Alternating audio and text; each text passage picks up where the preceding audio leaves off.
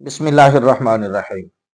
سامعین محترم، ایک بھائی نے سوال کیا ہے کہ ایک عورت کو دو رمضان المبارک کو ماہانہ جو ایام مخصوصہ ہیں حیض آیا اور عادت کے مطابق 7 دن تک وہ حیض آتا رہا، 7 دن بعد وہ بند ہو گیا۔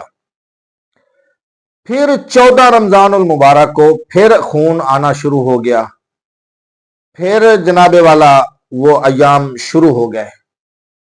تو اب سوال یہ ہے کہ کیا ان دنوں کے جو روزے چھوٹیں گے ان کا شریعت کے اندر کیا حکم ہے؟ کیا ایک مہینے کے اندر 2 بار ایام مخصوصہ یا عورتوں کے جو خاص دن ہیں وہ آ سکتے ہیں یا نہیں؟ تو اس کا جواب ذرا تسلی سے سماعت فرمائیے اور اس کو یاد بھی رکھ لیجیے اور اس ویڈیو کو زیادہ سے زیادہ شیئر کیجیے تاکہ دوسرے مسلمان بہنوں تک یہ مسئلہ پہنچے اور وہ اپنی عبادات کو، اپنے روزے کو بچا سکیں۔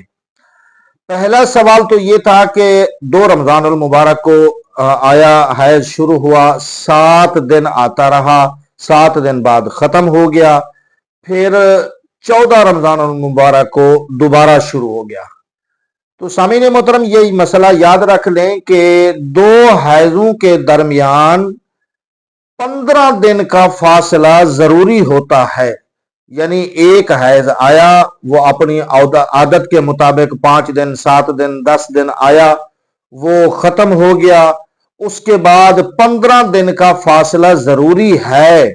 15 دن کے بعد اگر دوبارہ حیض آ جائے تو اس کو حیض مانا جائے گا۔ اگر 15 دن سے پہلے آ جائے تو وہ حیض نہیں بلکہ اس کو استحاضہ کا خون کہتے ہیں، اور استحاضہ جو ہوتا ہے یہ عبادت کے منافی نہیں ہوتا، یہ عبادت کو منع نہیں کرتا۔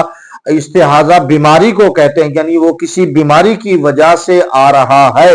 تو جو خون عورت کو کسی بیماری کی وجہ سے آئے گا اس سے نہ وہ روزے چھوڑ سکتی ہے، نہ نماز چھوڑ سکتی ہے۔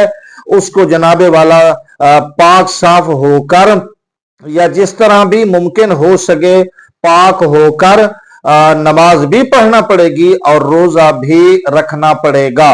تو اب جو 2 رمضان المبارک سے لے کر 7 دن وہ آیا ہے، یہ اس دن کے روزے معاف ہیں، صرف اسی دن کا، جس دن یعنی وہ روزے کی حالت میں تھی تو ایام مخصوصہ شروع ہو گئے، صرف اس دن کے روزے کی قضا کرنا پڑے گی، باقی جو روزے ہیں وہ معاف ہوں گے۔